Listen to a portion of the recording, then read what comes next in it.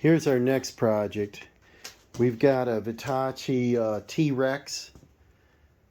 This is my son's project car. A little go-kart, I believe. I'm not sure if it's a 125, 150, 200. I'm not sure. Got to look that up. He got this new.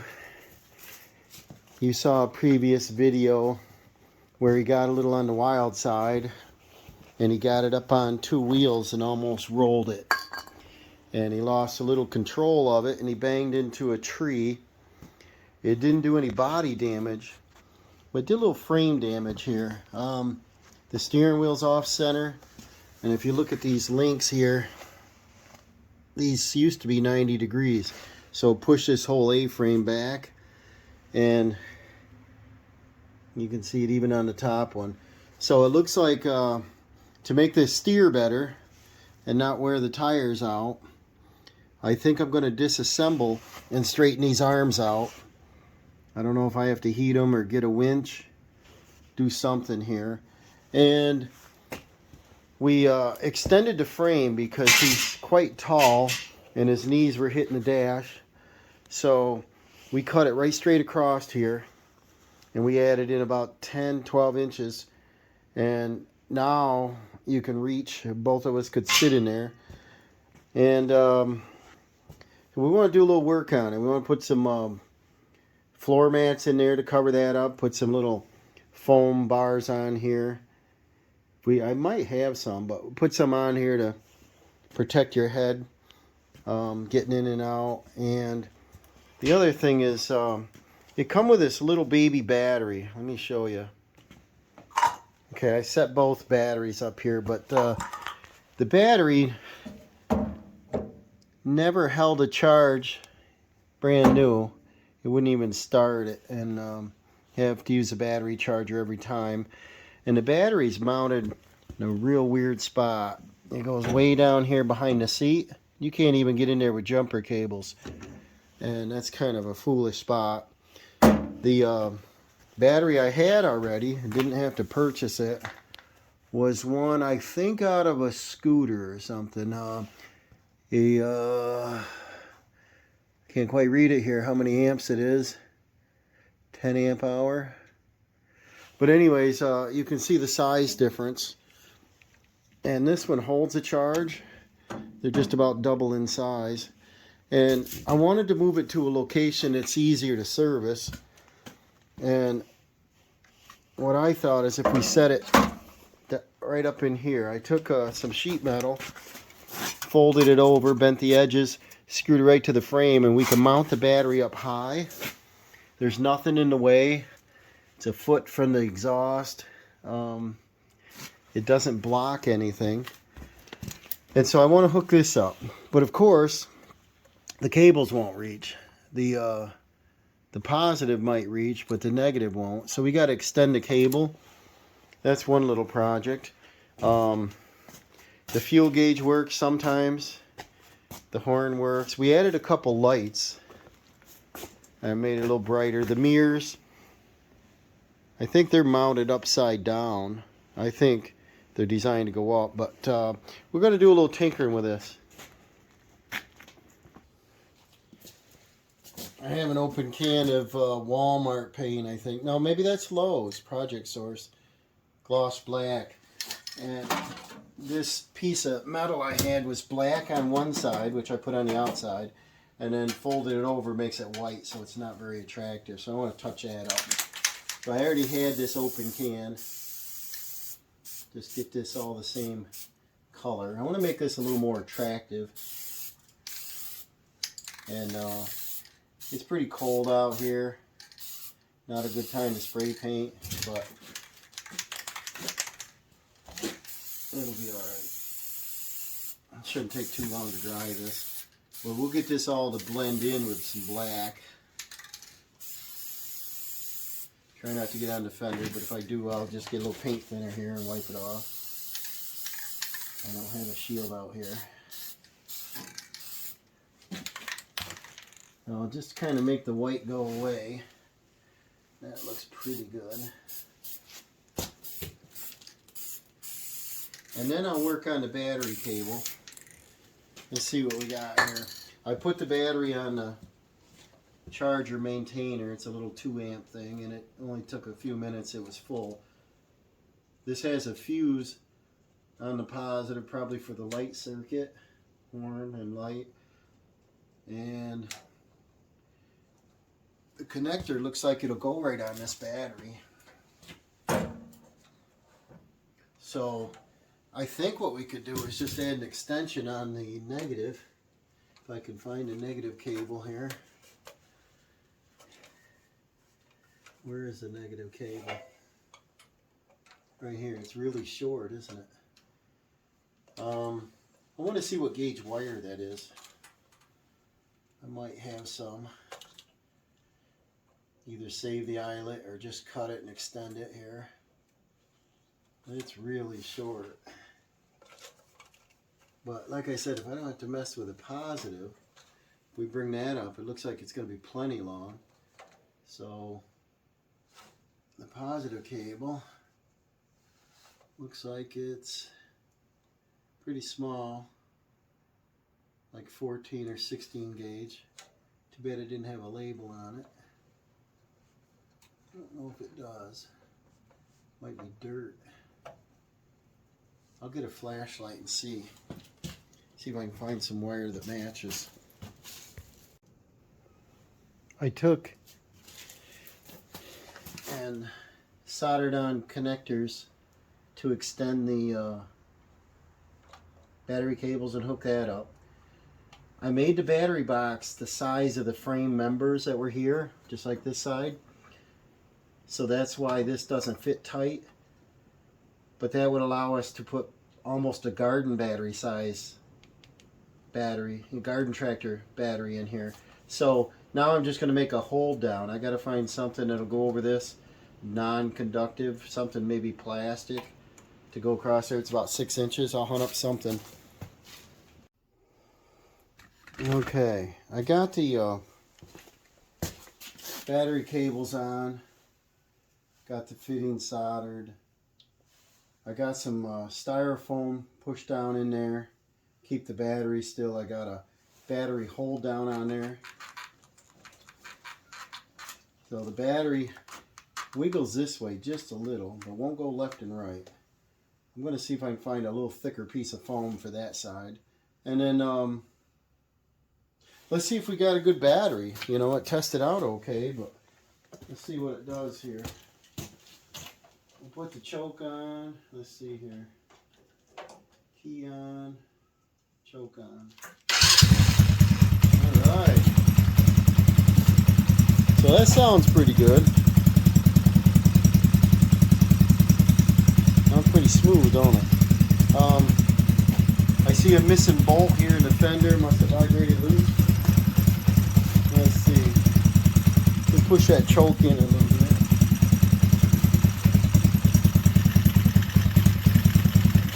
Sounds like the idle ought to come up just a little. Where's that? Right? Yeah, this side.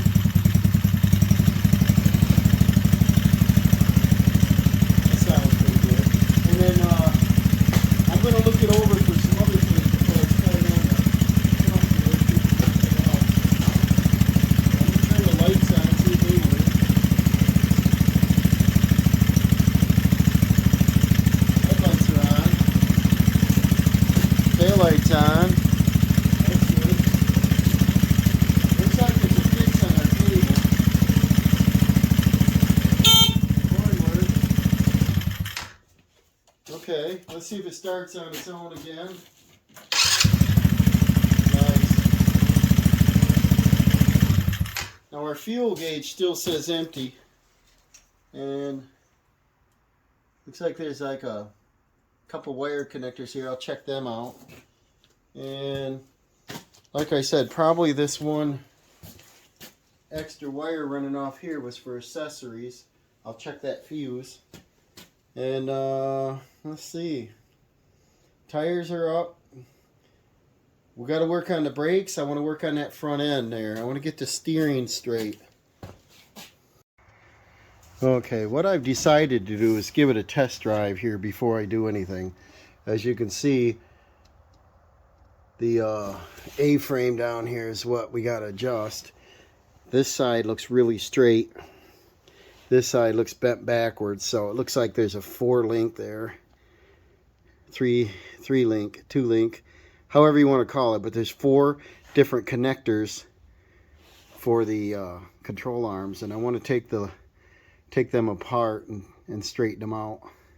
And then same time I want to test out for the brakes, because we don't have really good brake, and it's a poor design. What I see here is there's brake fluid in it, but to get the cap off, it looks like you have to unbolt the brake cylinder, master cylinder, because you can't get the top off. That is strange.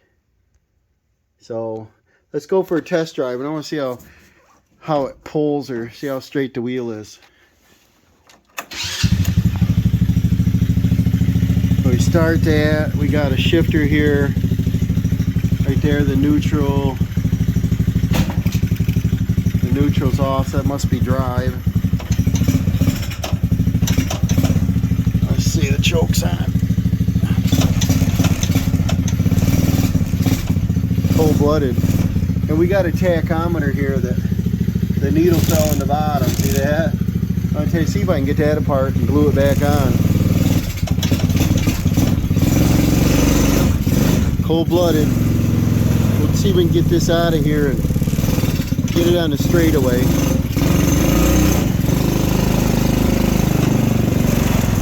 Yeah, it's pulling to the right pretty hard.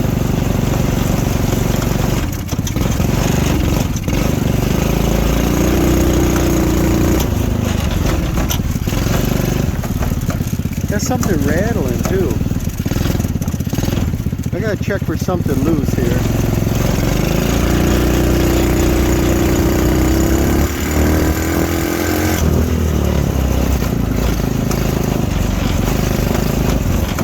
Yeah, there's something rattling. But it's pulling pretty hard to the right.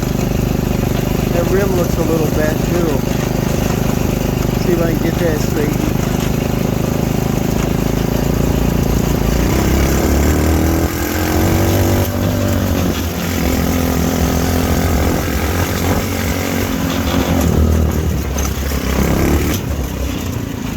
I'm gonna pull it inside now. Sounds like it's about out of gas here. It's got year-old gas in it.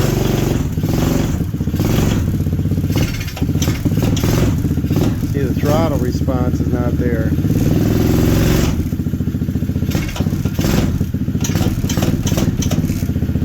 Sounds like it needs to be richened up a little bit.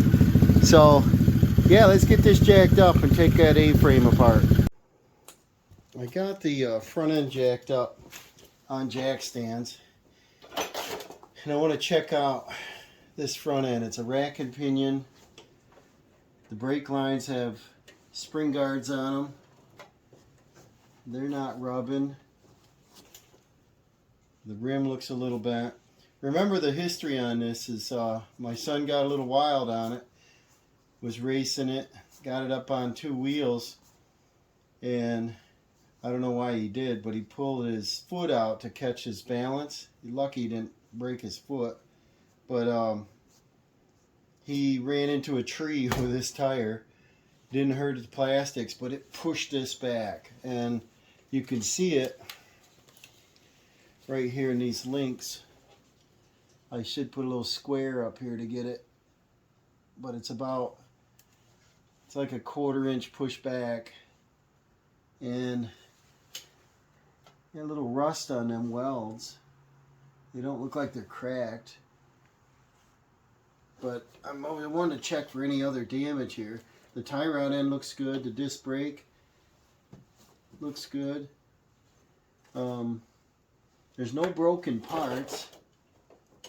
The shock mount is a little loose. Probably how it come from the factory, but what I should do is take this out, get this out of the way so we can get in here. And we got a tie rod end unhook. If I can get this just to pop out of here, we won't change the steering adjustment. We got a top ball joint, bottom ball joint. Not sure how much of this I have to take apart. I might be able to just pull these control arm bushings, these bolts out, drop them out of there and do the work and put them back up. I'm not sure. I'm not sure how to measure this. I know that looking here on this lower link, from here to out 2 or 3 inches, you can see how crooked it is. So I don't know if I can get this close, but I want to get it so it doesn't pull. It pulls to the right and it kind of gets tiring on your arm.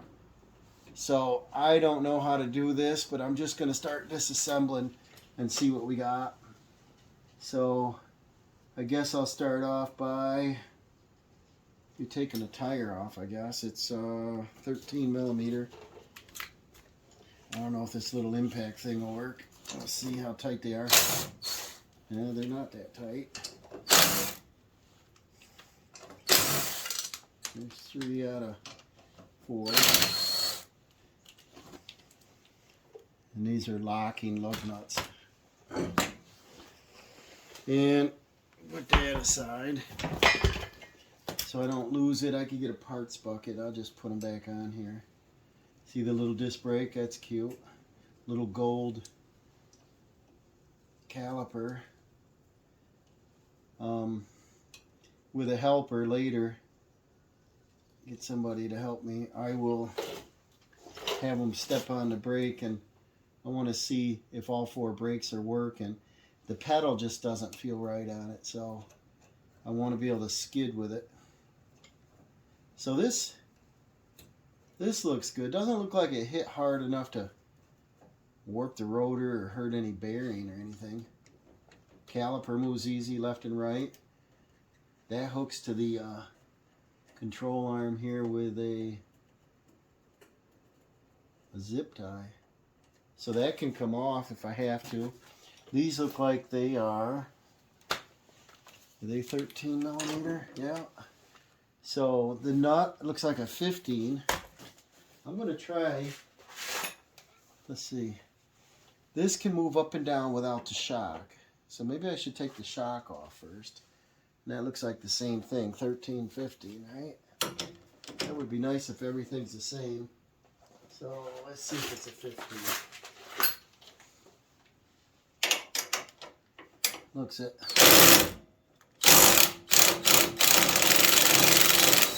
Not sure how much pressure is going to be on this. And the hardware is pretty decent. A shouldered nut with a neoprene, so it's a lock nut.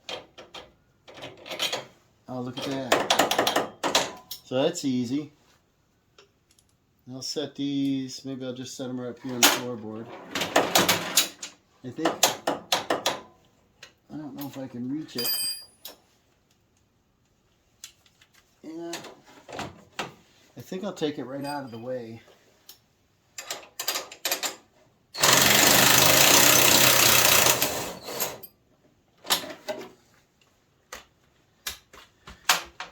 We'll see if we can be body. I guess it'd be considered body work, body made. I don't have a porta power. They might have some kind of setup where they could put it in here and just push it all out, but my luck, it would twist everything. The spring is good, the bushings are good. There's a little play in there, see that? That's probably what that rattle was. Just not high quality machining. And here's a zip tie holding that on. But I think I could bend them a whole lot easier just by unhooking this. Take all the pressure right off from it. So let's see what we can do here. We got a neighbor kitty cat outside howling. He wants lunch.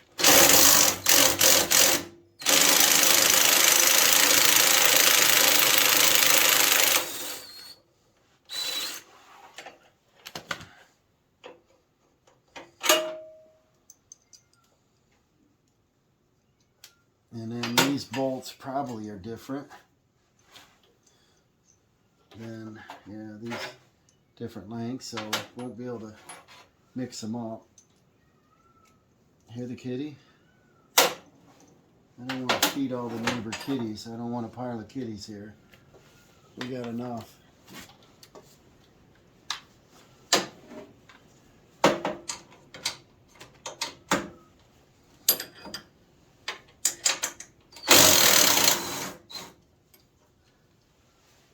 Our kitties are fixed, so if we let them out, there won't be any harm.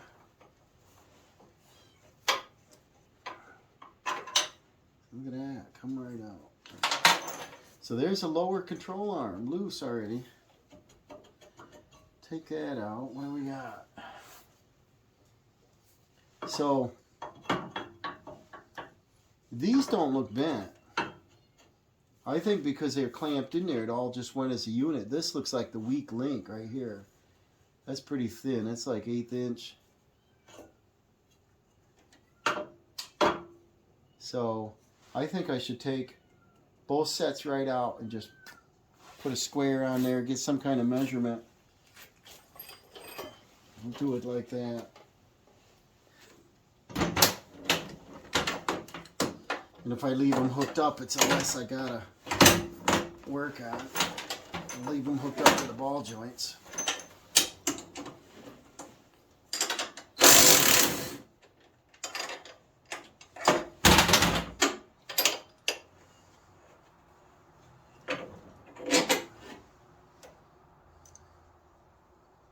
See, I don't see any damage on anything, so I'm sure the only problem is those links are the weak point. He hit it pretty hard. He was probably going, I would say, 20 miles an hour. He started to slow down. I think this thing will go about 30 to get her wound up good, which is plenty fast. See, that just popped a little bit. I think they're under tension, so I take them out, get them right out of the system here, drop that down, and I don't know if I can get a calculation. If they were up here straight with this bar, give me something to measure off, but just by my eyeball, this is off like a lot. It needs to come back. So what that would do, it would bring this whole control arm forward like it should. This one you can see is way back. So I'll go get a tape measure and a caliper and see what we can come up with here. Now I know this is a little crude, but if I come in and I measure from the lower control arm on the good side, it's approximately, touching the frame to that bracket, is 1 1/4 and 6 1/4, almost 6 1/4. And if I come over here on the side that got pushed back, you've got, measure the same way, we got 1/2 and 5 1/2. So it's moved a lot. It's got to come out from this edge out to 1 1/4. So it's approximately 3/4 pushed back. And I could probably put maybe a large wrench on here and bend that back. Maybe crescent wrench or something. Let me see what I can come up with. Some idea. Well, let me just try something like this. I'll put this crescent wrench in here. This guy, put a little pipe on it so I don't. I got a larger crescent wrench somewhere, but let's see how flexible these brackets are. I don't know if you can see that. They should make them a little bit stronger. Let me zoom in on that.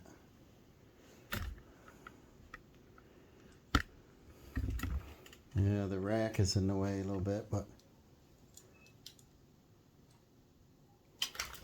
you can see these flex a lot. I think if the jaws were longer, it'd be better, but if I can come in, flex this back without bending it. If I can get way down there and bend it near the weld, it'd probably be best. Or if I stayed up here on like this, up here on the crimped over part. Let's see if that helps. I don't know if I can hold it. I went out and checked on that kitty that was hollering, and it's a kitten. It's a little fuzzy thing. There he goes. He's running now. And he was hungry. I don't like to feed him, but he looks like he was recently born. And I don't see any other cats out here. People dropping them off? I don't know. Hear him? What else? You want something to eat? I give them some dry food, but I don't really want to start feeding them because they'll stay. Let me try this one here. I want to try to get that same dimension. That flexing. I don't want to bend it here. I want to kind of bend it down there. If I heat that up, we got a brake line here, but if I heat that up, maybe it'll burn all the paint off.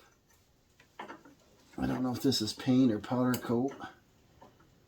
Probably powder coat, but we can repaint it, I guess. I just want to try to see if this will work,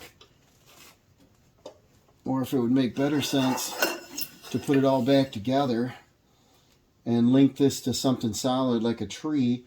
And I've got a, what is it, a 10 or 12,000 pound winch, and I hooked here on the center. If I can pull the whole structure forward, that might make more sense, because I'm not sure I can bend these all the same, but you can definitely see where these are bent back.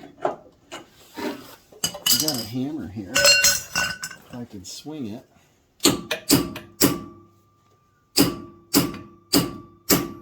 That's even bending it. That bent it quite a bit. So let me see what we got for a number if I did anything. We had 3/4, right? And it's just over 3/4. We got to go to 1 1/4. It's quite a difference. Let me think about it and we'll see what we can do. Now, I'm over on the driver's side, and it's really hard to see or measure, but if you look down here from the lower control arm to the frame, the tube frame, the distance is about equal. Okay, it looks pretty straight, driver's side. If we come over on the passenger side, I put this back together. It only took a minute just to get an idea how far I went. I went a little ways, but if you can see here, get this in focus, that the distance from here to here is less than it is up there. So it still has to go probably a good 1/2 inch. And I'm not sure how to do that. I might just try to put something between here and here and press it. It's going to be harder. Or like I said, I'll go hook it to a stationary object like a tree or tractor and try that. Okay, I'm over hooked onto a tree next to the tree that he had hit this with. We got to get this shot to line up. And if this rolled and hit the tree and pushed the bottom control arm in, and I want to pull it back out, the winch is in the back of the garage. The battery is dead. I'm going to just back up and see what happens.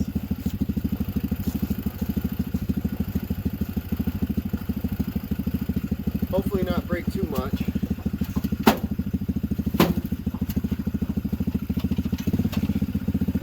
it's hooked on the lower control arm.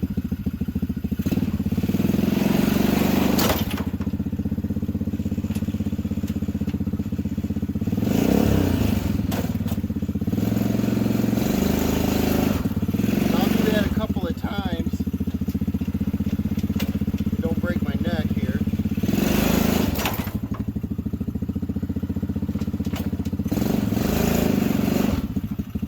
Alright, now let's see if we did anything.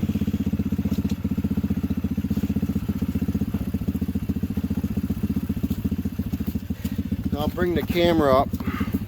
Besides breaking my neck, let's see if it moved. Now looking straight down, well, I don't know if you see what I see, but that control arm is lined up with the other one now.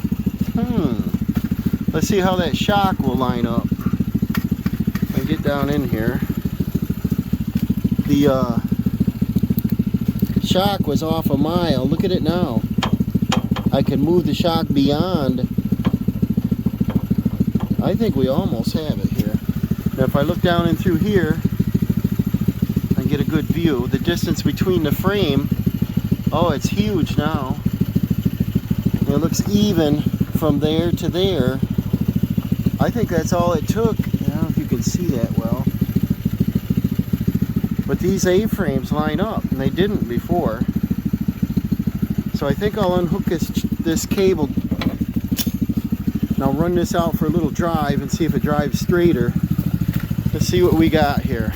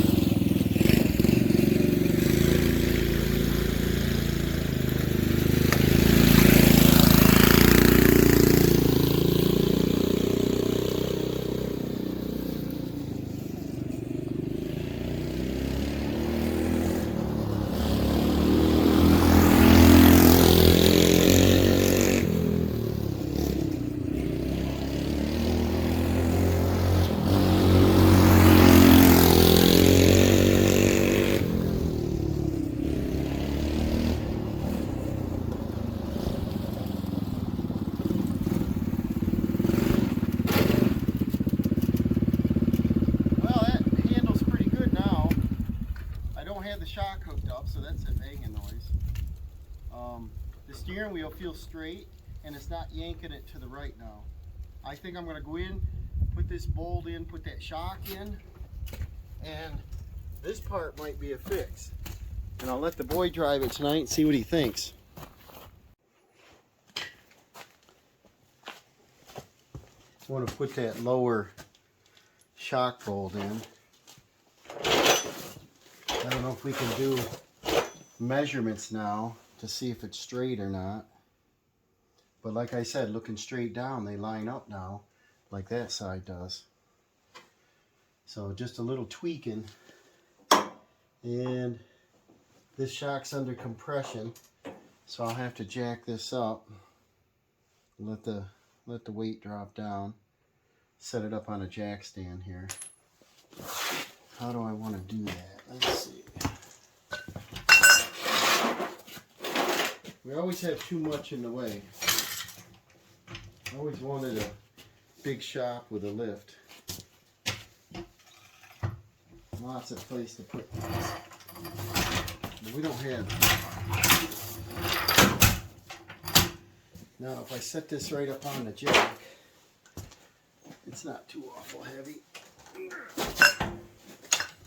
Jack this front end right up.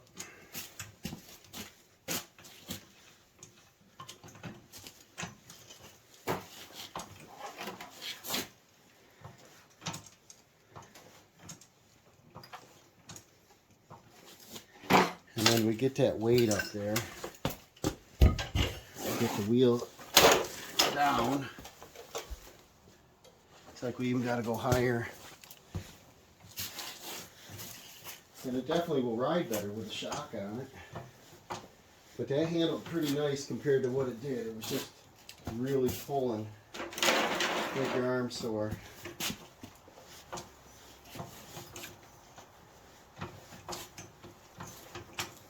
Let's see how close that lines up. Nice. So now we can put our bolt in. Put the nut on the back side. Yeah, see, this may not be far enough yet, but it lines right up. I couldn't get it in there before. So, let's see here.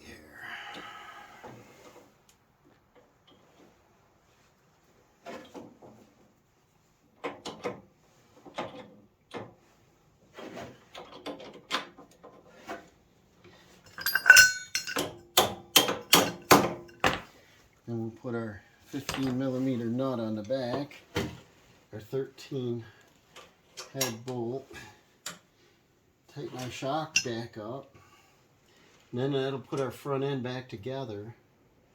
I know my head's in the way. We'll get this finished up here.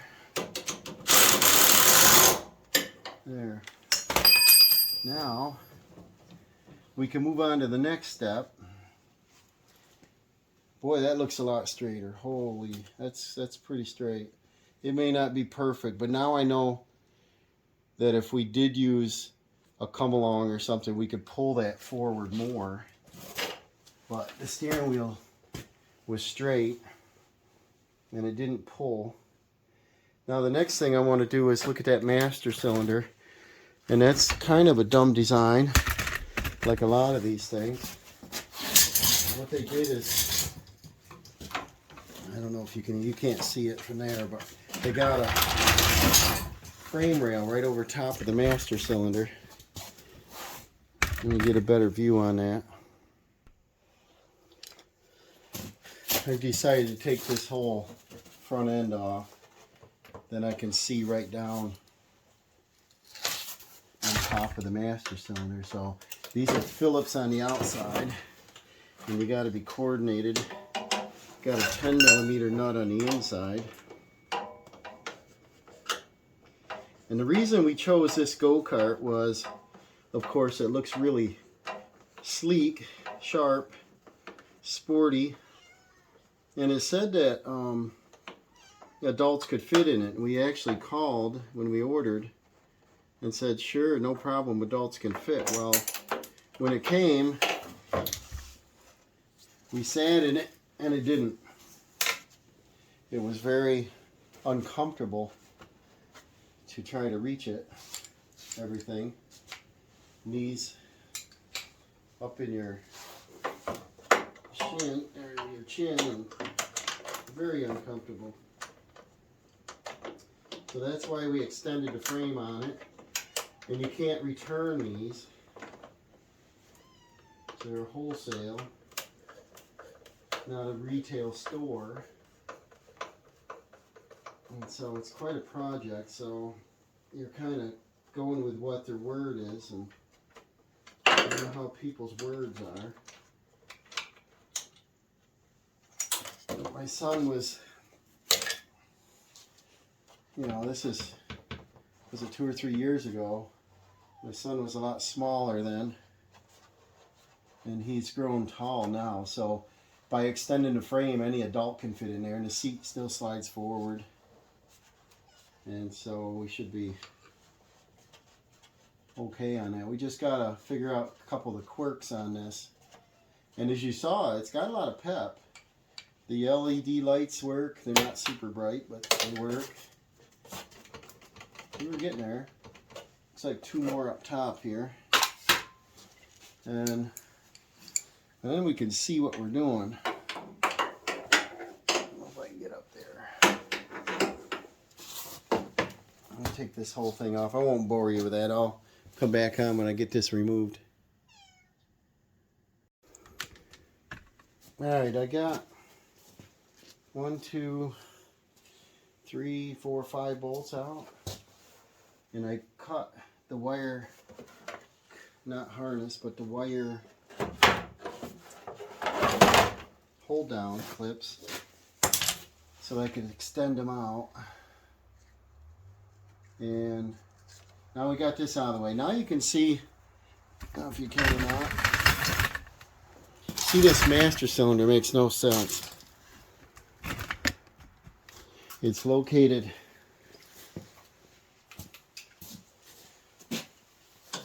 right here. It's got dual brakes, front and rear.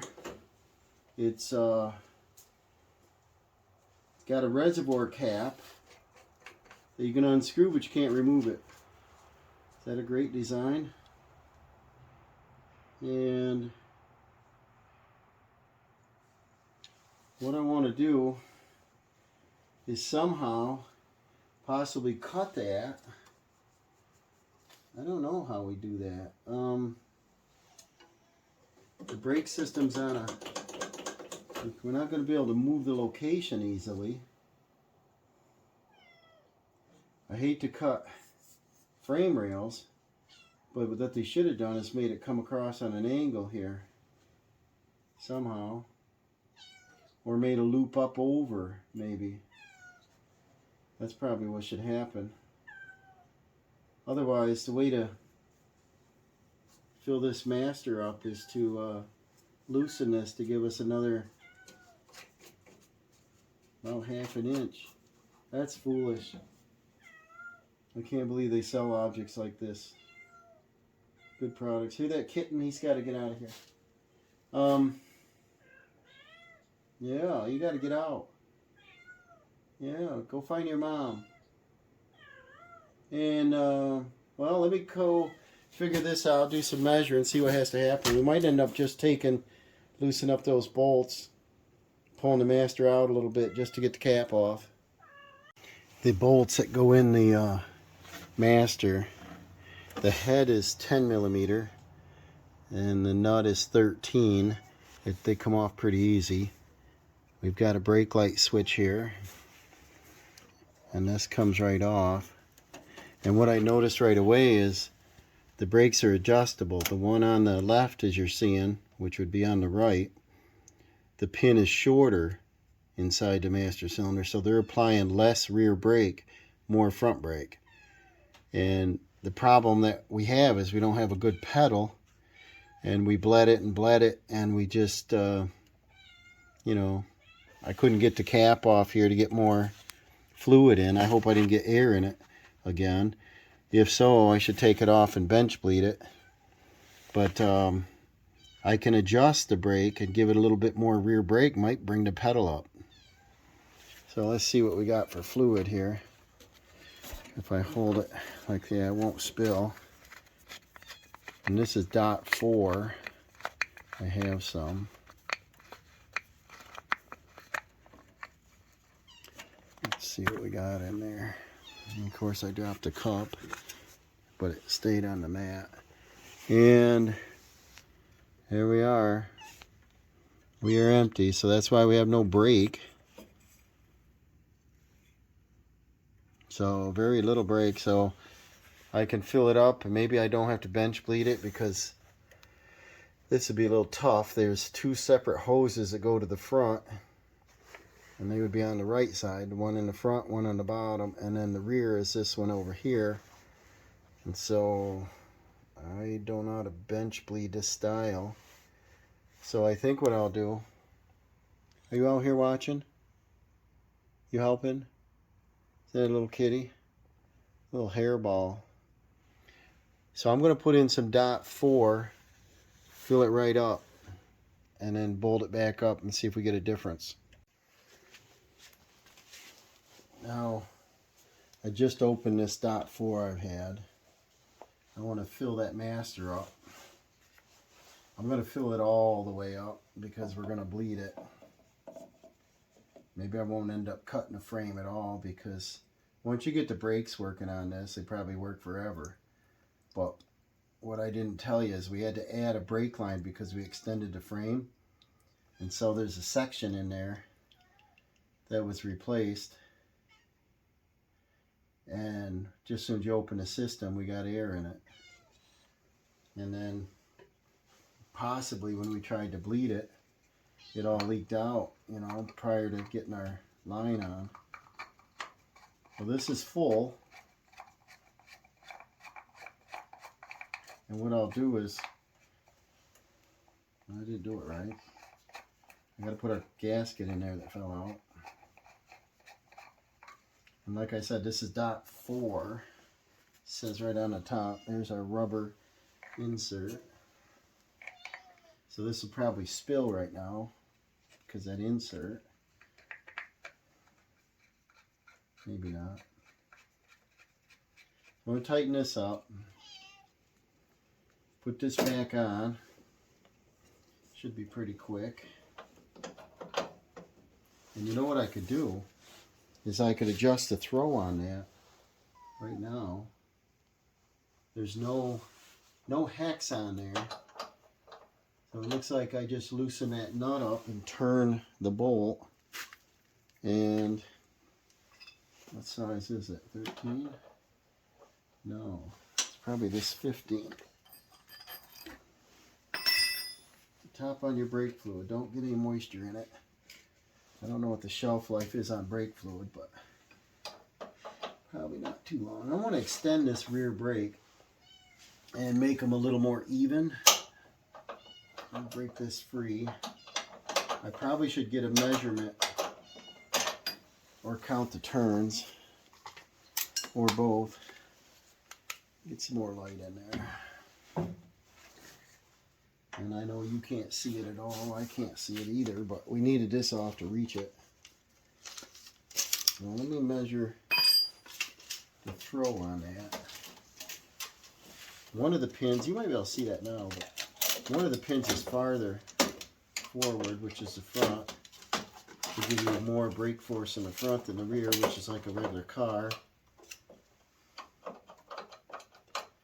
And then I probably can adjust both of them a little bit longer to give me a higher brake pedal.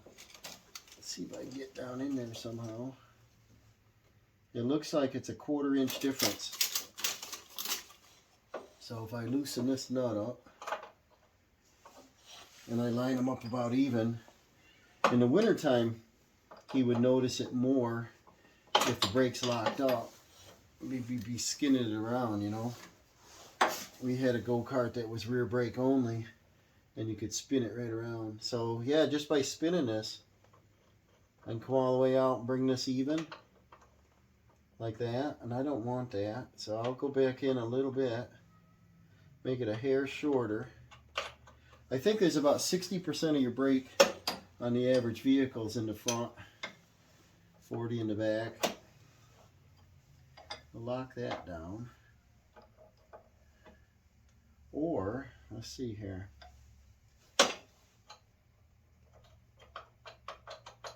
There's quite a bit of play in that. I could probably adjust the front at the same time a little bit more. And that'll give us a higher brake pedal. I don't want them riding, but I want a good brake. We get going 30 miles an hour, I want to stop. His mini bike's got a decent brake on it. It's only rear, but it stops. I only extended the front about a 1/16 of an inch, just enough to take up some play. And then the back is still back about 3/16. And then I'll lock that down. And then there's no book on this or nothing to. I think we have an owner's manual, but it's not a service manual. I don't even know if they have such a thing. They just have guys that dream it up.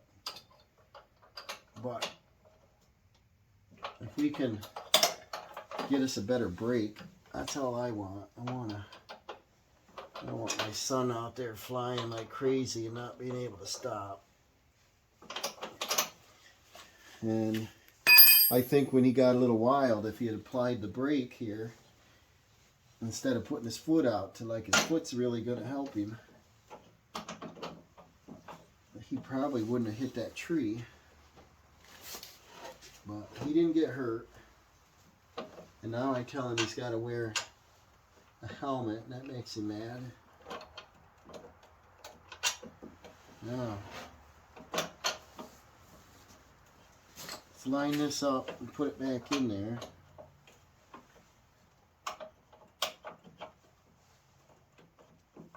See if we adjusted it so much we can't put this back on, I don't know.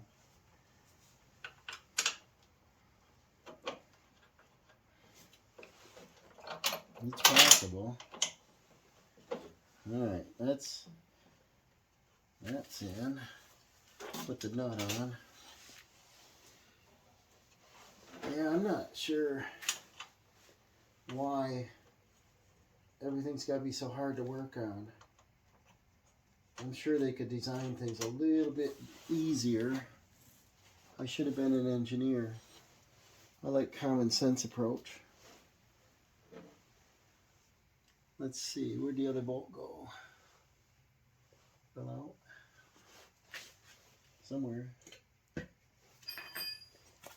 Here's a bolt. There you are. No, Bolt isn't the kitty's name. Are you going to stay here? I don't really want another kitten. Anybody want a kitten out there? I think people are just dropping them off. We already have 3. They're well behaved, usually. And they like to go outside and snoop around, but they like to go in and be warm. This kitty probably wants to be warm, but I can't take on another pet. Okay, so this looks like it bolts right up tight again, so I don't think we have them adjusted too tight. And let me zip these back on. That light sure helps a lot. I need to get a headlight.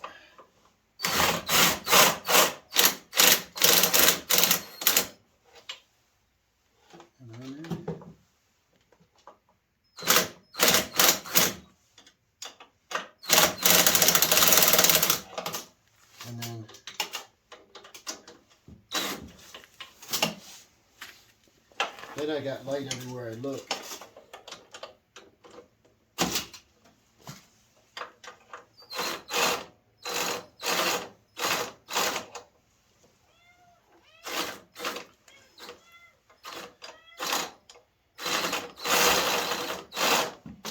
What am I doing here?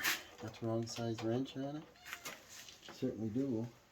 No wonder it's not tightening up.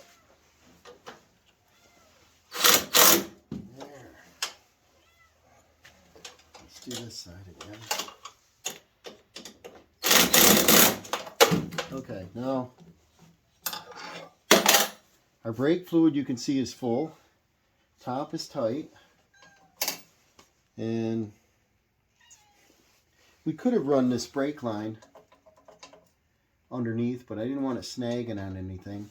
And there's a little clip back here where the original one went in. So I figured we can run it right along where the old one did.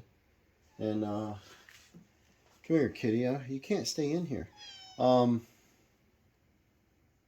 going to step on the pedal. It's pretty high now. I wonder if it was bled properly and it just was out of adjustment. I'm going to apply the brake. I don't know if I can do this by myself, but apply the brake and then try to spin the wheels, you know. Or road test to see if I can stop on a dime now. That's one thing I could do too, but the pedal only goes down about 1 inch. I bet I could even tighten them up a little more. Maybe that's what I should do. It does not feel spongy. It stays right there. I bet you it's out of adjustment. So that was the 50 millimeter. That's why I had this wrench. Now if we loosen these nuts up, I think the common sense approach would be to spin them freely, take them in until they touch the back of the master, and then back it off just a little because I don't want them riding. So I got this lock nut loose. I'm going to grab the pin and see how much pressure's on it, if any. And I can turn it with my fingers. So it tells me there's not pressure on it. There. Now it's just touching. We'll tighten that up.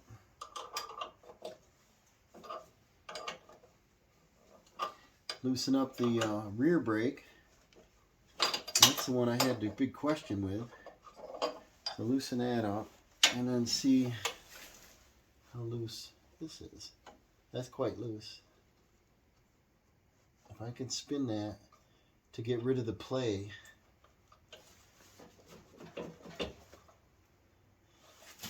And turn that till I can feel just a little bit of, yeah, it's not even touching it. Still don't look like it's touching it. Feel it. I just turned it a whole bunch. Now it's getting a little bit harder to turn by hand. 2 fingers. I bet you it was way out of adjustment. That's cool. The pads, the car, you know, this car is brand new. It's only got, oh, I bet he's driven it less than 50 miles around the yard, hot rodding. Not really down the road, but down a long driveway. So the pads are like new, front and rear. There was no leaks in the brake fluid. Let's see if I can get this tight.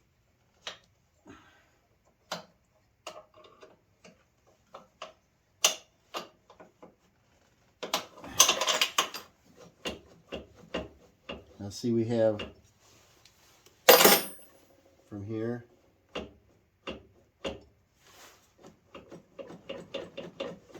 Alright. Probably the best way is to put on jack stands and then have someone hold the brake and then rotate the wheel. Well, look at, I can roll this and I hit the brake. I can't roll anything. Let go and it rolls. It can't be too tight. I'm going to go road test this. I don't know if I can with the grill up here.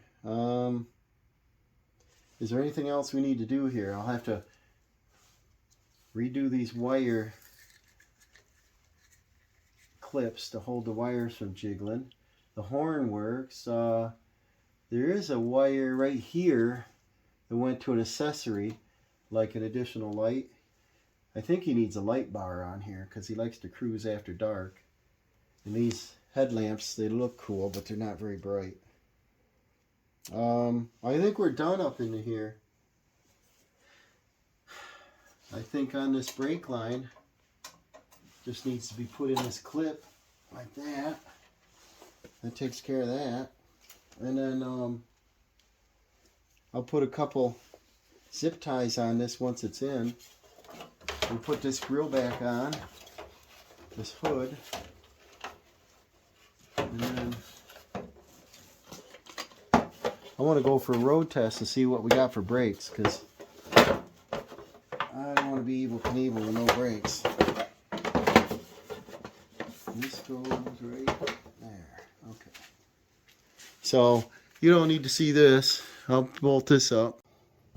Well, I just took it for another drive and I was able to skid the tires. So I think right now our brakes look really good. They work good. I can even skid the front tires, so that tells you something right there. I just didn't want the back brakes to lock up. Now the next thing I want to do is, like I said, we extended this about almost 12 inches. We had to add, well, that's the length right there. We had to add from here to there. I should say 8 inches. And we added in this little piece of throttle cable, and it's a little sloppy. So this, I believe, is adjustable on these slides. I don't really like this hitting here. Like that. Feels like it gets stuck. See that? So let's see what I can do about that. It looks like I need a little different length of cable. And maybe I can bring it up and just do one loop with one lock.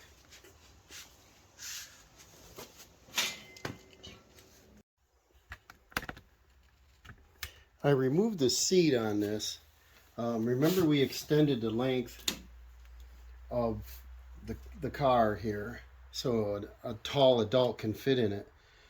And the seat adjusts with an adjuster only about 3 inches. And so a child would have trouble, or not trouble, but he'd probably have to lean out to hit the gas and brake.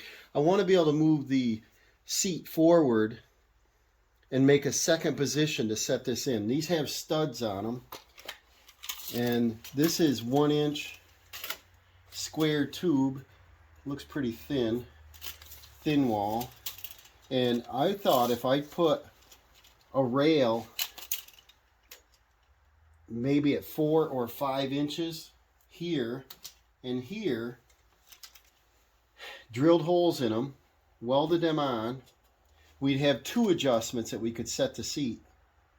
And so my son is pretty tall, so we'd want it in the back section probably. And then if we have somebody else, we can unzip them. These are the same setup. They're just a washered nut with a neoprene in it, so it's a lock nut. And you just lift the seat up. We could set it back down in. As long as I measure and drill these holes proper, the seat should line right up. So I'll draw my little plan here. And say if I come up 4 or 5 inches, the length is about 17 1/8 inches. So the square tube would be 17 1/8. We've got holes that are 4 5/16. So if I drew a plan here, we got 4 5/16 for the first one. And the second one, we got to measure the same direction, would be 14 3/8. And I'm sure both of these are the same. 14 3/8. Let me check this side to be sure of the back. And they are. And so what I'll do is I'll cut them out of tube, something real similar so it looks factory. And what I've got here is I bought 4 pieces of this steel years ago. It's a little bit rusty. These are like 16 footers. I don't know if I want to cut that. So I looked around in my scrap pile, and guys always have metal buckets of stuff. I've got a garage door opener track here, and that's square tube, and that's 1 by, a little bit wider this way, 1 by 1 1/8.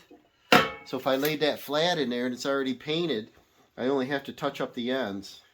And the length again was 17 1/8. And our first set of holes was 4 5/16. And if I measure down here, our first set of holes is 4 1/2.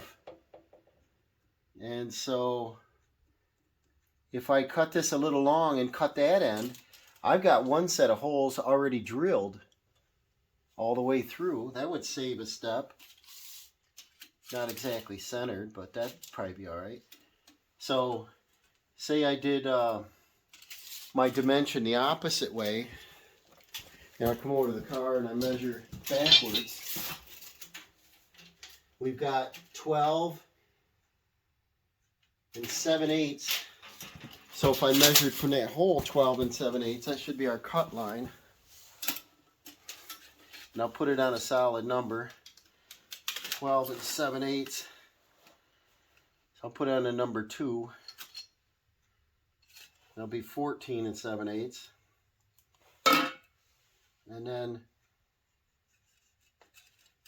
that's where it would need to be cut. We'll check it here, 12 and 7/8. So we'll save our line because we can always trim it shorter. Let me cut that one off. See how good it cuts here. We're only running on an extension cord. Put it in this old chop saw. Good way to use this up, it was going in the scrap pile. Just square this, put my blade down. I want to save my line. Tighten the clamp.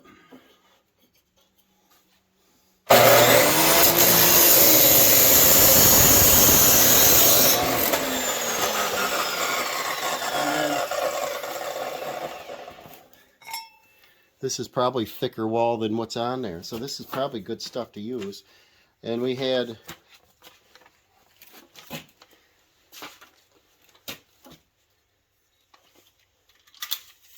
12 and 7/8,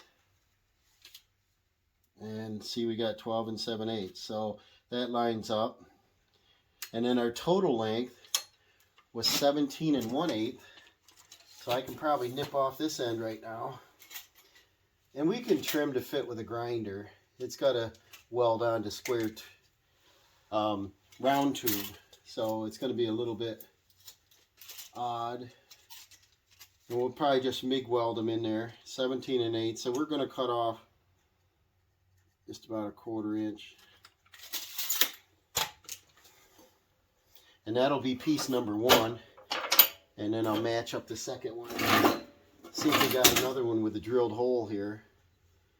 Because this is, I'll have to get the drill press out. So we'll set that on our mark and cut that one off. Which is right there.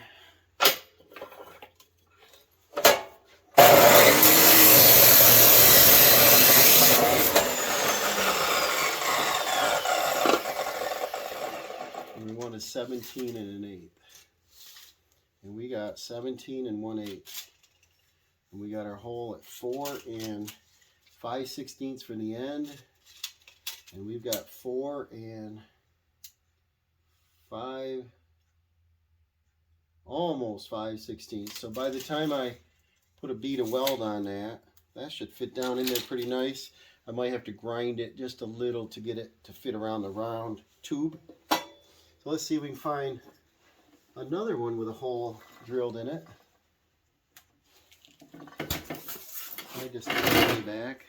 It's not necessary we get the hole. I really don't like to waste steel. So I might just cut another 17. Yeah, I better do that because it's way up there for another hole. I'll cut a 17 and 1/8. Let's line this up. And we'll just nip this off.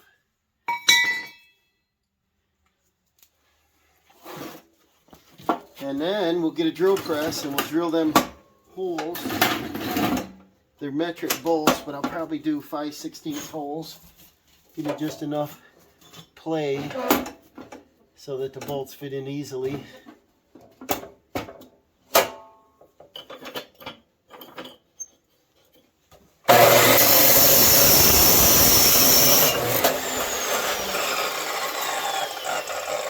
There's our 2 pieces.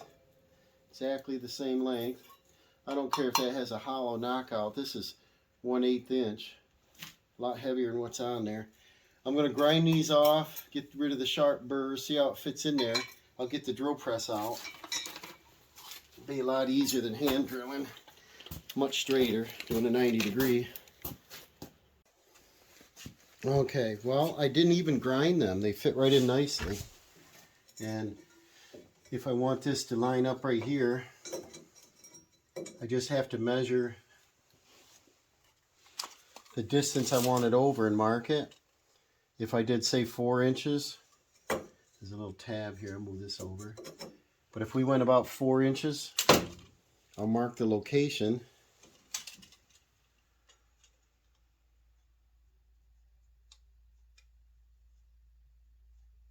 Yeah, that'll be just about where I'd want it. That'd move us 4 inches forward. And then I'd move the second one 4 inches forward, but I wouldn't do it that way. I'd drill my holes, and I'd measure from the holes. I don't care where the bar is, as long as the holes line up. So they fit right on these seat brackets. So I will drill my holes first. Let me get the drill press. I'm going to take first, before I move it, another measurement.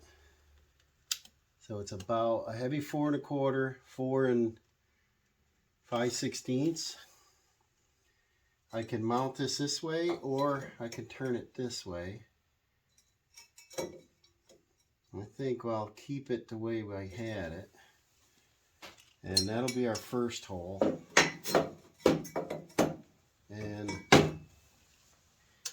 if I measured from hole to hole centered, I'm using a number 4 as a solid, and it's 14, and that makes it 10 inches apart. Okay, so these are 10 inches. My marker's frozen. 10 inches apart, and this hole is 3/8, and these are like 5/16. It gives you a little play. So I'm going to do a large hole like they did. The first one is at 4 5/16. So that's probably all the numbers I need. Now we'll go get a bit, get to the drill press.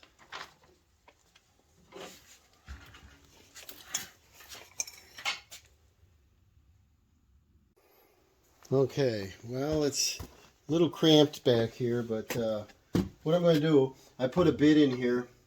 I'm going to change my mind. This hole is drilled a little too close to the edge, so I'm going to turn this around, make the holes line up differently, and I'm going to drill them in the center, just so that they're 10 inches on center. And so I'll be standing in your way, so I'll just show you the finish. I used a self-centering punch. This helps keep the bit from walking. You just press down, and it leaves a little imprint that keeps your bit from walking. So they drilled out pretty nice. And then I use this step bit, increase the size just a little bit. That gives us a little bit of whisker play to get it to fit in.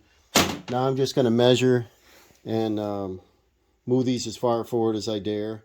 And then I'll grind the paint so I can weld it. I'll use a little MIG welder. Okay, I ground that a little bit. I'm going to tack this in place. Just closing my eyes for a moment.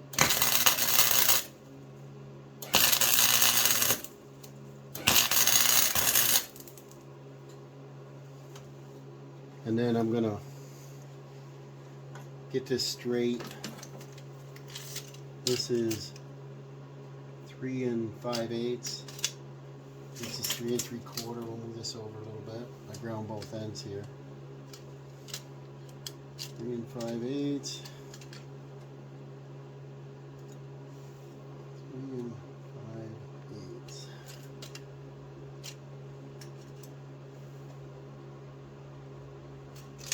I'll just try to tack this side without it moving. Then I'll weld her off.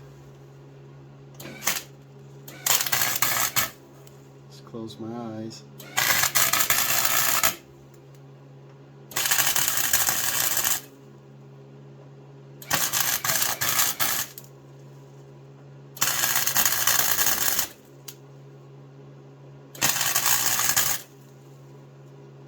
Okay, that's held still.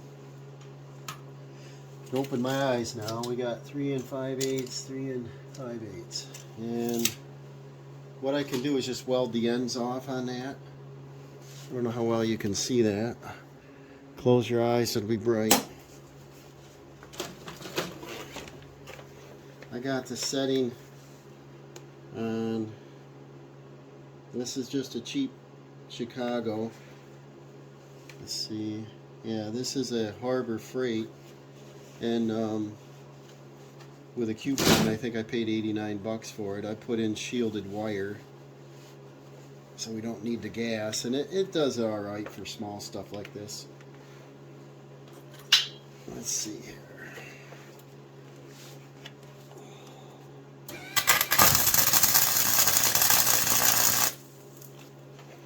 Yeah, see where the sparks are going. I don't want them up on the seat.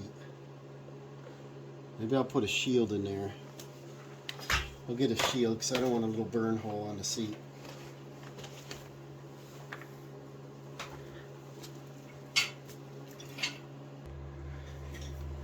I got a little piece of sheet metal here. I don't want to harm the seats any, and there's seat belts that run through it, and I didn't want to unhook everything. So let's get back to it here. I just want to weld the ends. Like I said, this metal is about double as thick as the other stuff. So weld the ends should be good, and then the front part of the seat will go through the floor pan. I don't know why there's no floor pan under the seats back here. It's not a very good design. I'm not the builder of it.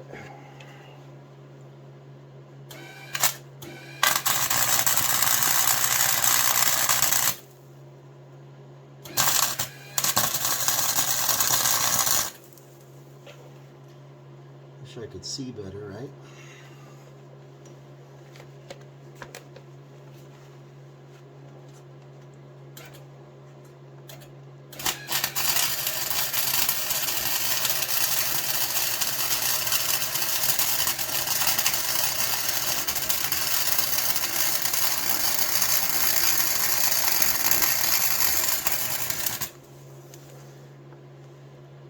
Yeah, that took pretty good. I'll do the front side.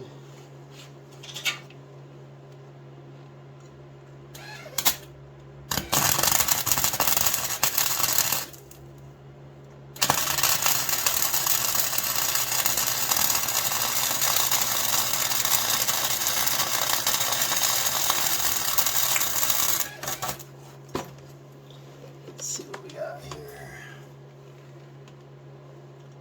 That's looking pretty good. Might run over both of them again. A little deeper pass.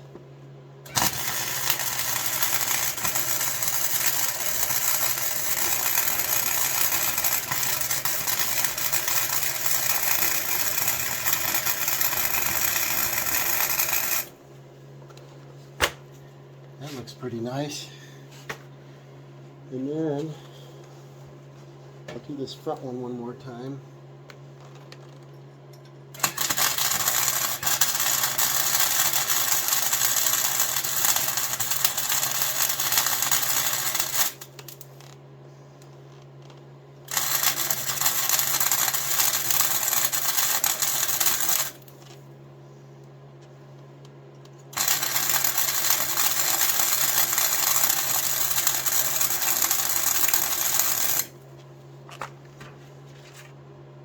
That's got pretty good penetration on that one. So now we'll go over on this end.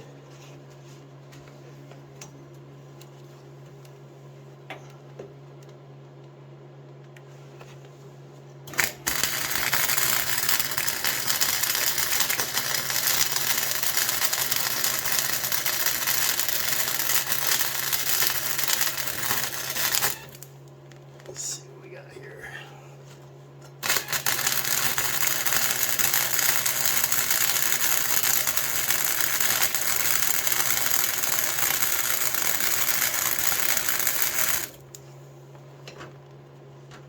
She's taken.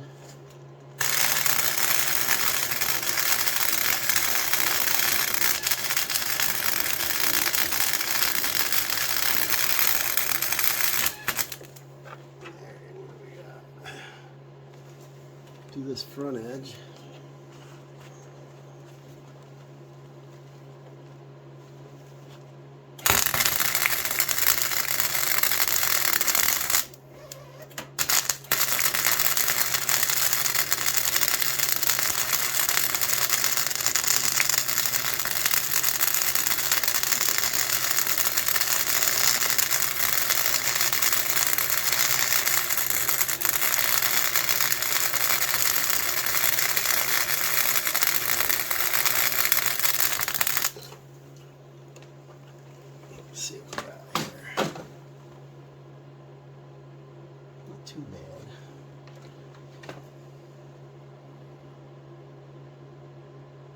And then get this top edge a little bit.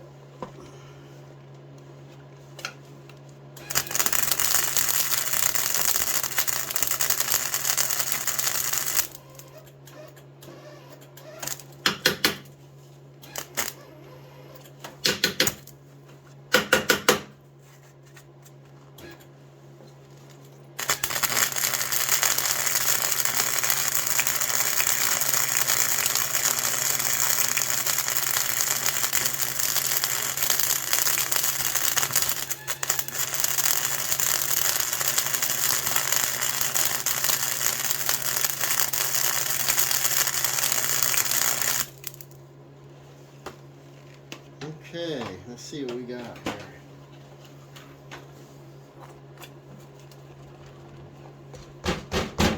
It's pretty solid. Grind off these welds. This floor pan I got to finish drilling down through, so this is going to be held with each edge weld and then the bolt through the floor pan. I wish they run a floor pan on all of it.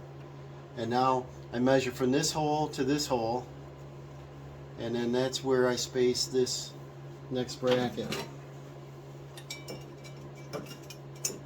And then, you know, if we want to move the seat, we can. If not, it can stay back there. So I'll measure that off. Okay, and I'll mark it, and probably have to clamp this one to get them pretty perfect. All right, 7 3/4, and so I'm gonna just tack this.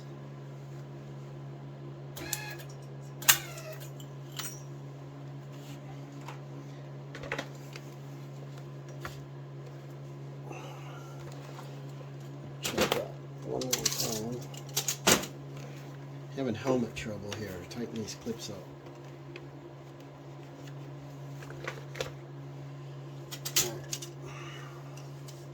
Put it on the center of the number 2. And I moved it when I tried to tack it.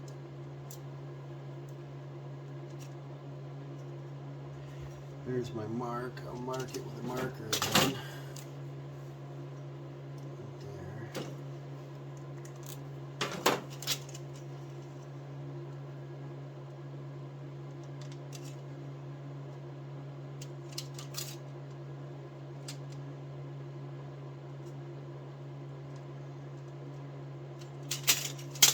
Give that a tack.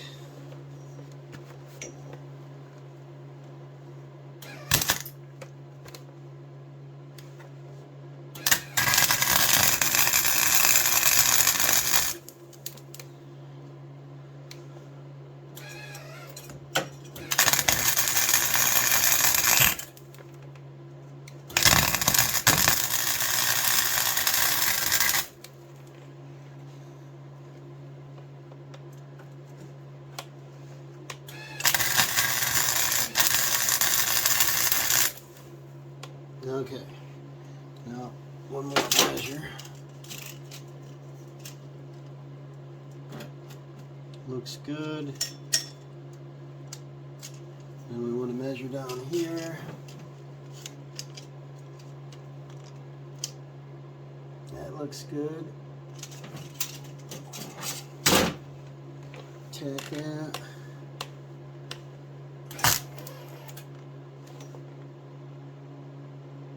Looks like it might have moved on me.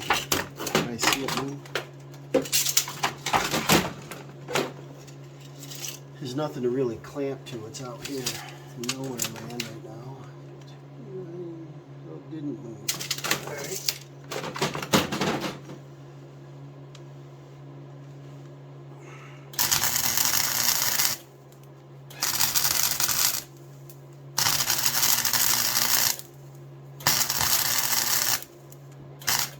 Alright. Now I can open my eyes. Let's see what we got here. Did it stick? Yep. Check our numbers. Looks good. Let's weld that one off. Yeah, my jacket's got some burn holes in it, as you saw. It's pretty rough shape. That's from little bit of welding overhead kind of thing. Always got to have one jacket like that. I hope that seat's covered good enough here. Get the seat belt out of the way.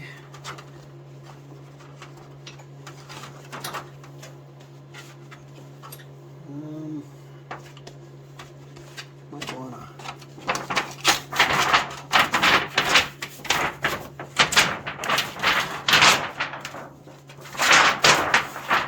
try to cover this whole thing. Like that would be better. Always can use more light.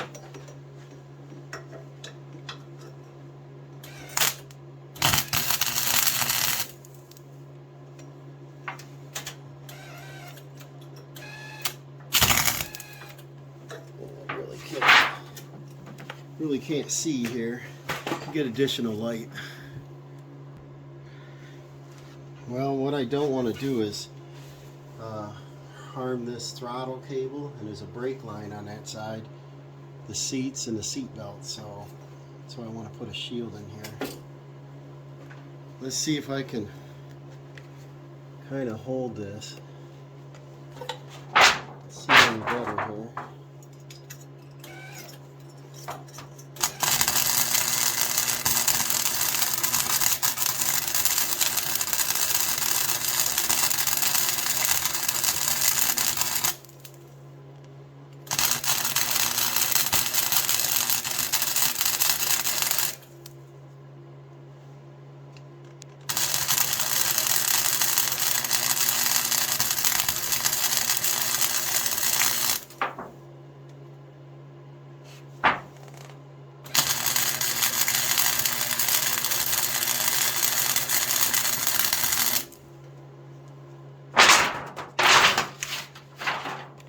Doing fire-wise.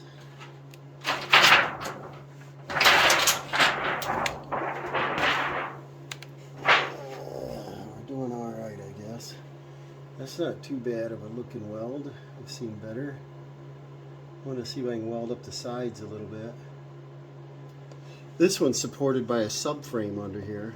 It sits on top and welds to the end. This one's sitting out nowhere land, so I want to get a better weld on that.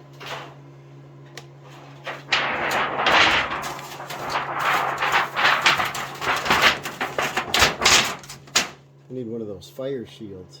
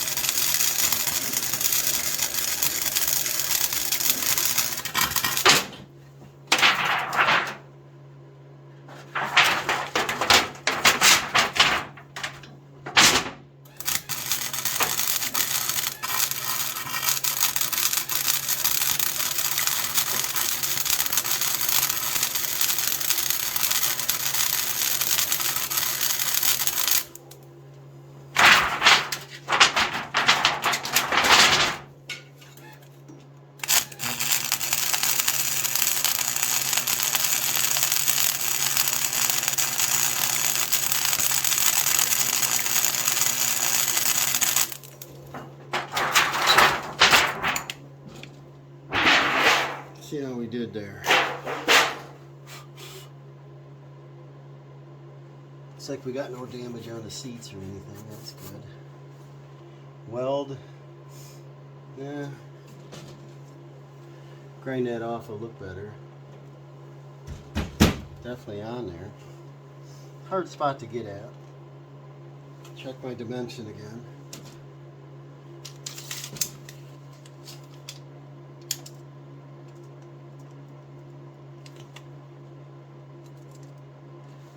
Good on there.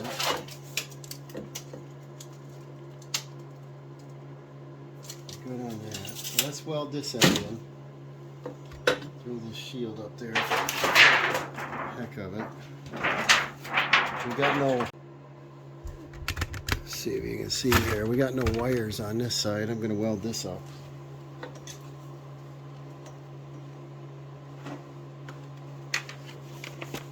See what we get here. Awkward spot.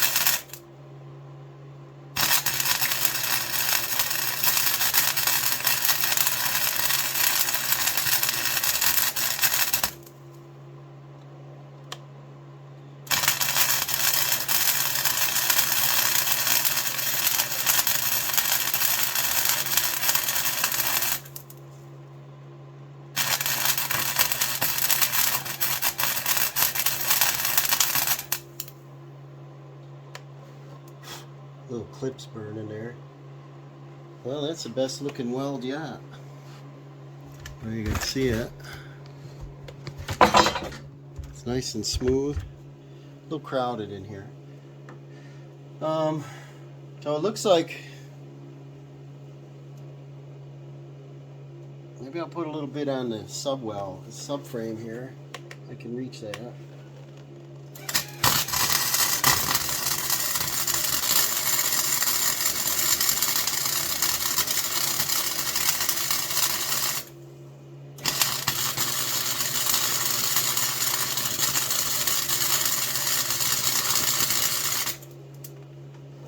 That looks good. And then a little bit on the back here. I can get in there.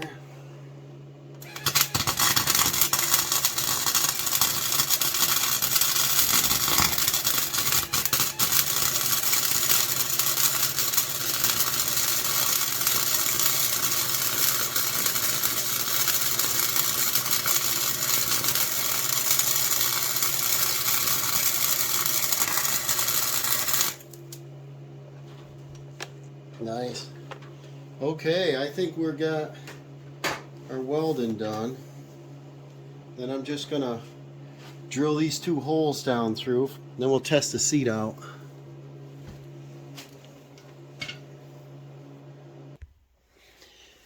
Okay, I fit the seat down in there. It's not bolted down, but it's in the front bolts that I put in. And it's definitely a lot closer. I got the seat moved up, so now this should fit a small kid pretty good. I can fit, but my knees are pretty high. And then I can slide it back. So we got about 3 or 4 inches of slide. I almost want to leave it here. I might actually leave it here for now and test it out. See if the seat belts work and everything good. These are standard seat belts. I think they have adjustment on them. Let's see what we got here. They go through there. Yep. I'm gonna test this out and see how well it works. And if we move the seat farther forward, maybe these brackets where the seat belts go are back farther and might limit us to get around us. But let me try it out. If I like it, I'm going to go ahead and put the bolts on and the nuts on, and we'll be done with the seat portion here. There, sorry about that. And so the seat moves forward and back. The seat belts are on. We didn't burn the seats with the welding. We got the brackets welded.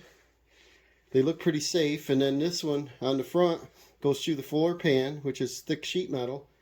So it's a double whammy on that. So the seats are down firm. We're winding down a list of things to do here. I'm gonna tighten these seat self-locking nuts up, and then the seat project will be finished here. It cranks right down nice and tight. I'm using a little ratchet here. Nice.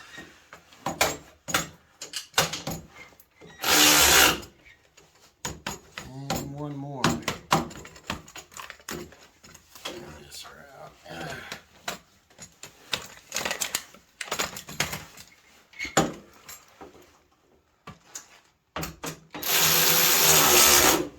Alright, let's see what we got for seat operation here.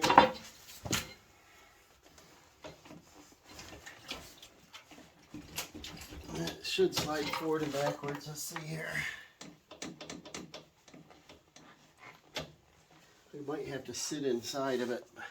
But the seat's down tight.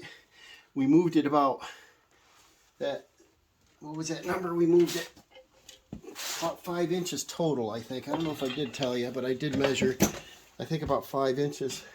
So let's see how comfortable that is. And, okay, well, see that slide, how much my knees come up. That's going to be pretty comfortable. So, what if she'll start today? Wow, look at that.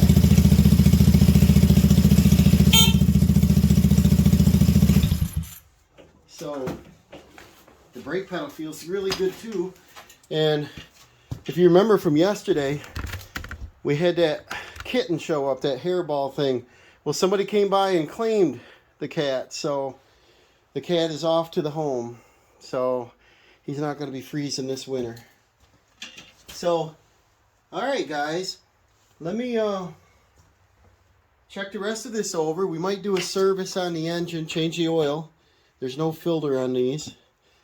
And we'll go to the next step. I spilled my coffee all over it. I had it up on the roof.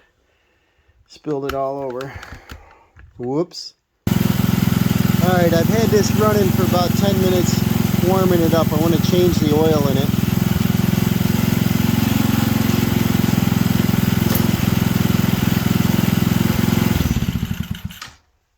And then, first off, I think I'm going to check, see the condition, color of it. It was clean last I known, but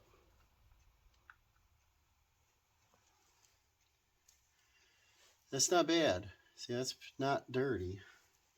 But we want to change it.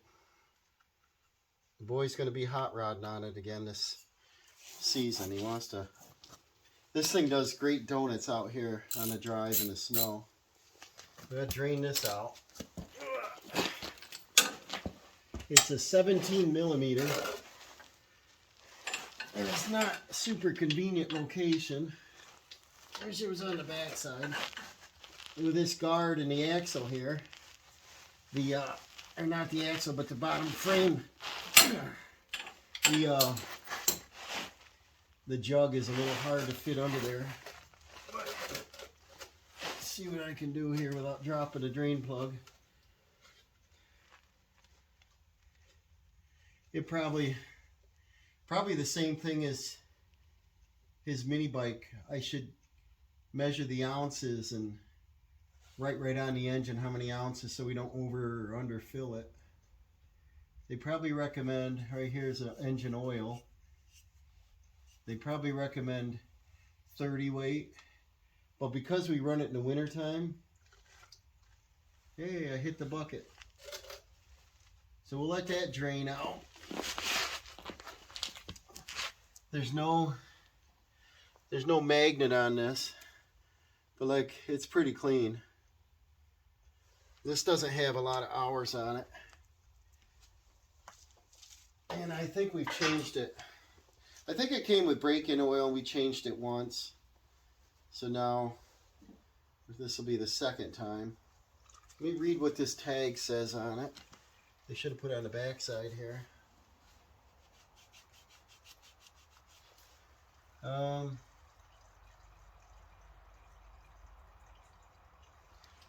not sure.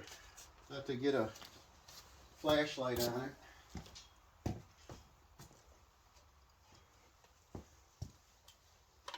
says something about capacity, but probably says check your manual. Please change your engine oil after the first 300 miles and each 1,000, really? 1,000 miles after? Use only type 1540. Well, it just so happens that we got 1040, so I think we're in good shape on that.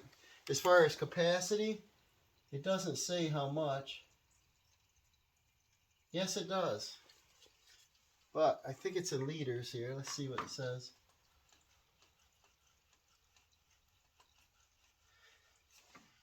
Capacity of engine oil, 0.8 liters. Okay, so 0.8 liters. Does that sound?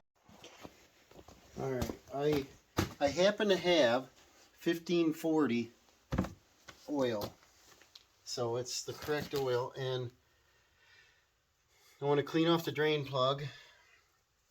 The 0.8 liters,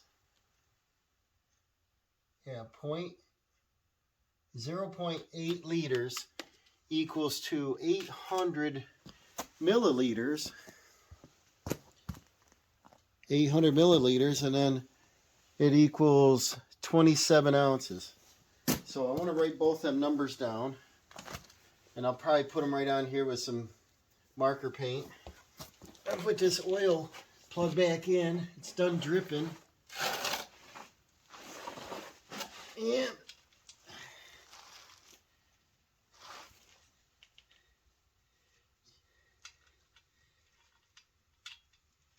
the bottom of this is pretty clean. And that washer looked in good shape. It's a crush washer, not a plastic washer. Pull that oil out. Tighten the 17 millimeter back up.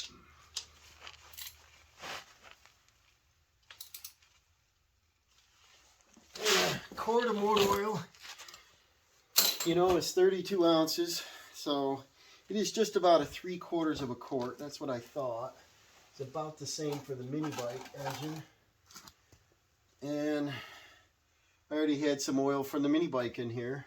It's just about full now. I've got a clear hose and a small funnel wedged up in here. I showed you I got 27 ounces. Let's see how good this goes in without dumping. It's kind of cold out, so it might take a minute to run down in there. Most of my engines I like to run some Lucas in it. And I don't know if I have anymore. I definitely like to run it in the equipment. This thing gets revved up pretty high. What it does is it sticks to the engine parts. And on cold startups, it's really good. So we're going to go with what it says. Sounds like a lot of oil for this little engine, but it's what it says. If it runs out, then we got a mess to clean up.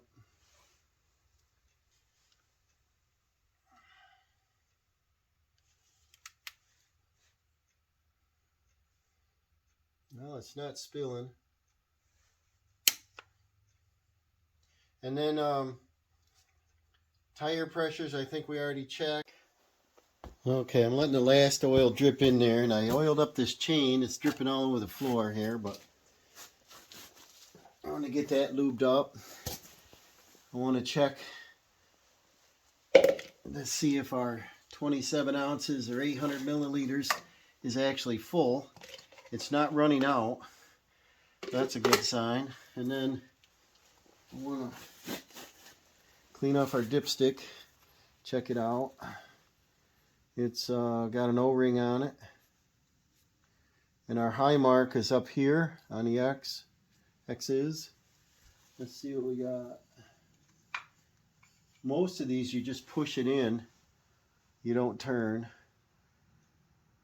So it looks like it's a little high.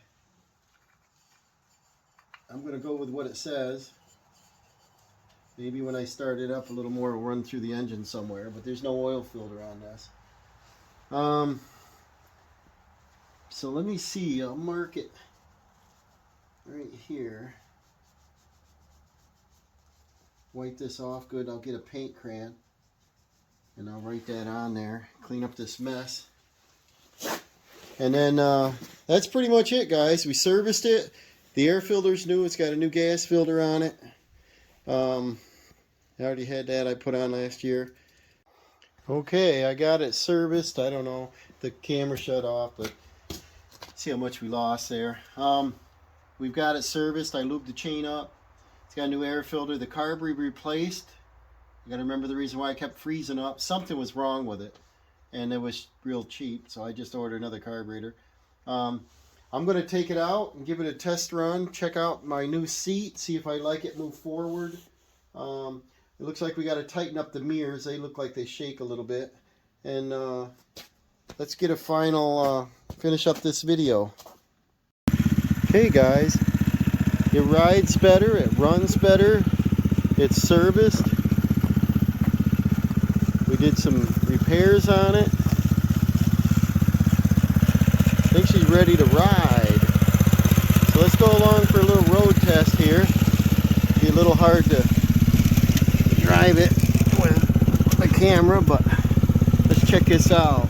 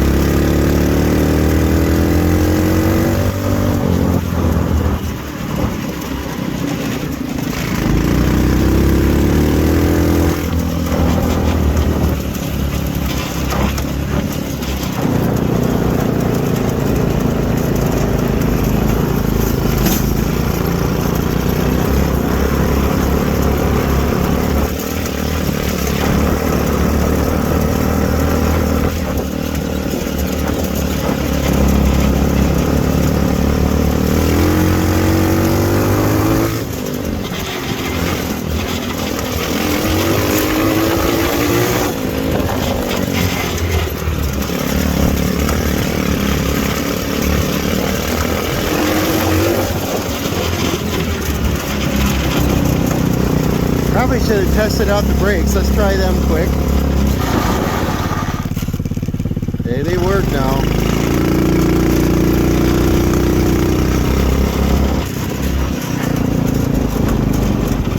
So this is a wrap, guys. We got this thing fixed. So follow along. We'll see you on the next one, guys. Remember to like and subscribe. We'll have some more videos coming up. Maybe some goofy things, but the old T-Rex is up and running.